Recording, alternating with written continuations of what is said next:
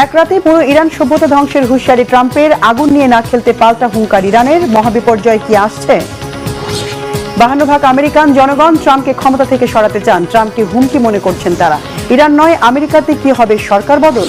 ইরানের president Masoud Pezeshkian জানিয়েছেন, দেশের জন্য জীবন উৎসর্গ করতে ইতিমধ্যেই প্রায় 1,40,00,000 ইরানি নিবন্ধন করেছেন। তিনি নিজেও ইরানের জন্য জীবন দিতে প্রস্তুত।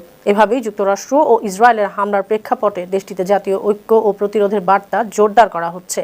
ইরান সরকার দাবি করছে দেশ রক্ষায় বিপুল সংখ্যক সাধারণ মানুষ স্বেচ্ছায় এগিয়ে এসেছে। এদিকে ইসরায়েলি সেনাবাহিনী ইরানের জনগণকে রেলপথ ব্যবহার না করার সতর্কতা দিয়েছে। তাদের বার্তায় বলা হয়েছে, ট্রেনে ভ্রমণ বা রেললাইনের আশপাশ অবস্থান করলে জীবন ঝুঁকিতে পড়তে পারে। এক রাতেই পুরো ইরান সভ্যতা ধ্বংস করার হুঁশিয়ারি দিয়েছেন মার্কিন প্রেসিডেন্ট ডোনাল্ড ট্রাম্প। হরমুজ প্রণালী আবারও খুলে না দিলে এই পরিণতি হবে বলে হুমকি দেন ট্রাম্প। এর মধ্যে ইরানের তেল সমৃদ্ধ খার্ক দ্বীপে হামলা চালিয়েছে যুক্তরাষ্ট্র। তবে এতে পাত্তা না দিয়ে আগুন নিয়ে না খেলতে পাল্টা হুঙ্কার ছেড়েছে ইরানও। সাফ জানিয়ে দিয়েছে, ইরানের হামলা জোরালো হলে এবার মধ্যপ্রাচ্যের বাইরে মার্কিন ও তার মিত্রদের তেল গ্যাস ক্ষেত্রে আঘাত হানবে তেহরান। পাল্টাপাল্টি করা এই হুমকিতে গোটা বিশ্বে ছড়িয়ে পড়েছে আতঙ্ক আর উদ্বেগ। ঘনিয়ে আসছে কি মহাবিপর্যয়? যুদ্ধের ভয়াল আগুন কি ছড়িয়ে পড়বে গোটা বিশ্বে? বিশ্ব কি তৃতীয় বিশ্বযুদ্ধের দিকে এগিয়ে যাচ্ছে? সানজিদা ইসলাম তন্নির ডেস্ক রিপোর্ট।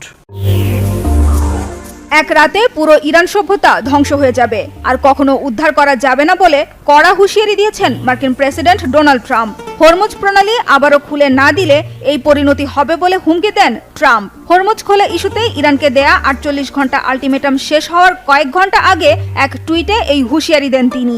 বলেন, শিগগিরই বিশ্বের দীর্ঘ ও জটিল ইতিহাসের অন্যতম গুরুত্বপূর্ণ এক মুহূর্ত আসছে। 47 বছরের শোষণ, দুর্নীতি এবং মৃত্যুর অবশেষে অবসান হবে বলেও টুইটে লেখেন তিনি। আর এরপরই ইরানের খার্ক দ্বীপে হামলা চালায় আমেরিকা। এই দ্বীপ থেকেই রপ্তানির প্রায় 90% তেল বিদেশে পাঠায় ইরান। তবে যথারীতি এই হুমকিকে ভয় না পেয়ে পাল্টা কড়া জবাব দিয়েছে ইরানও। ইরানের Islamic revolutionary guard corps IRGC সাফ জানিয়ে দিয়েছে, আমেরিকা যদি ইরানের বেসামরিক স্থাপনায় হামলার ক্ষেত্রে চূড়ান্ত সীমা পার হয়, তাহলে তেহরানের আঘাতও কেবল উপসাগরীয় অঞ্চলে সীমাবদ্ধ থাকবে না। এই অঞ্চলের বাইরে থাকা আমেরিকা ও তার মিত্রদের সামরিক ঘাঁটি, তেল ও গ্যাস ক্ষেত্রেও ইরান ব্যাপক আঘাত হানবে বলে হুমকি দিয়েছে IRGC। ইসরায়েলের প্রধানমন্ত্রী বেনিয়ামিন নেতানিয়াহু দাবি করেছেন, ইসরায়েলি বাহিনী ইরানের বৃহত্তম পেট্রোকেমিক্যাল কারখানায় হামলা করে ধ্বংস করেছে। সামাজিক যোগাযোগ মাধ্যম এক্সে দেওয়া পোস্টে তিনি জানিয়েছেন, ইরানের ইসলামী বিপ্লবী গার্ড বাহিনীর অর্থের উৎস দুর্বল করে দেওয়া হচ্ছে। ইসরায়েলি ডিফেন্স ফোর্স বিবৃতি দিয়ে বলেছে, তারা ইরানের দুটি বড় পেট্রোকেমিক্যাল কমপ্লেক্সে আঘাত এনেছে। এতে দেশটির 85% বেশি পেট্রোকেমিক্যাল রপ্তানি স্থবির হয়ে গেছে।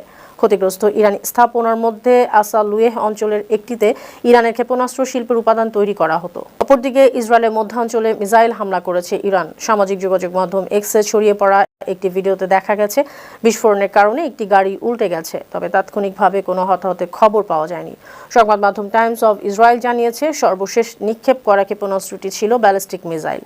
এ সময় মধ্য ইসরায়েলের পাশাপাশি ইলাত এলাকাতেও সতর্কতামূলক সাইরেন বেজে ওঠে, তবে ইলাতমুখী একটি মিসাইল খোলা জায়গায় গিয়ে পড়ে।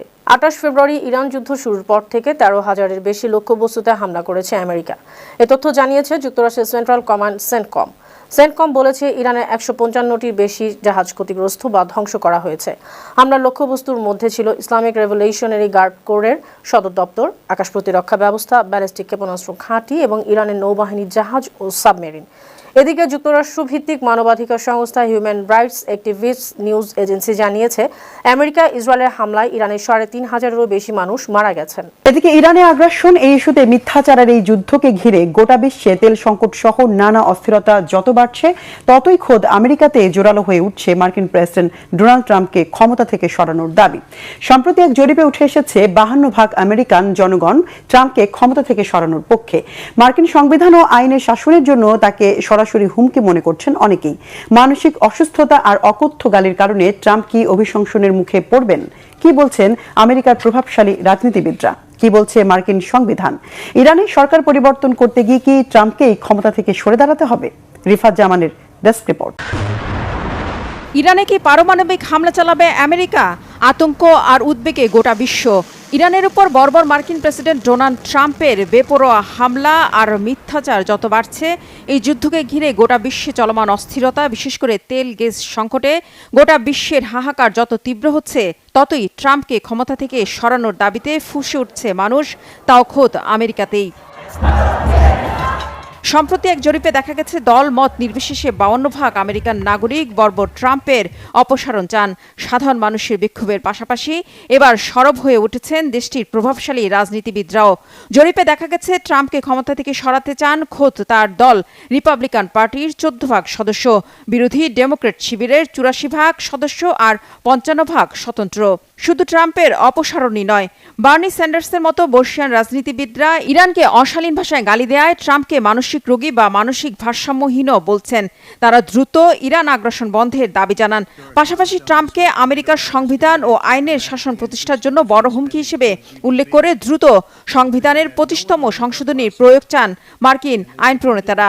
সংবিধান সংশোধন অনুসারে প্রেসিডেন্ট দায়িত্ব পালনে অক্ষম হলে ক্ষমতা হস্তান্তরের ব্যবস্থা রয়েছে।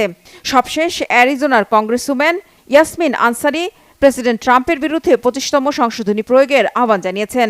সামাজিক যোগাযোগ মাধ্যম এক্সে তিনি লিখেন, ট্রাম্প একটি ভয়াবহ ও অবৈধ যুদ্ধকে আরও উস্কে দিচ্ছেন, ব্যাপক যুদ্ধাপরাধের হুমকি দিচ্ছেন এবং ইরানে বেসামরিক অবকাঠামো লক্ষ্য করে আঘাত হেনে যাচ্ছেন। গেল 48 ঘণ্টায় তার বক্তব্য সব সীমা ছাড়িয়ে গেছে বলেও মন্তব্য আনসারির।